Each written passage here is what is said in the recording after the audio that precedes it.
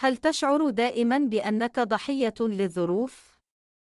هل تلوم الآخرين على كل ما يحدث لك؟ إذا كانت إجابتك نعم، فهذا الفيديو لك. علامات دور الضحية: التركيز على السلبيات، لوم الآخرين، الشعور بالعجز، تجنب المسؤولية، الخوف من التغيير. أسباب لعب دور الضحية: تجارب طفولة مؤلمة، الخوف من الفشل، رغبة في التعاطف، عدم الثقة بالنفس. آثار سلبية لدور الضحية: تدمير العلاقات، فقدان الفرص، الإصابة بالاكتئاب والقلق.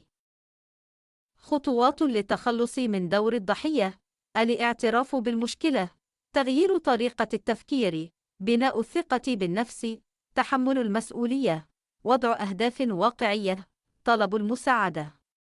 معا يمكننا كسر قيود الضحية وبناء حياة مليئة بالقوة والإيجابية.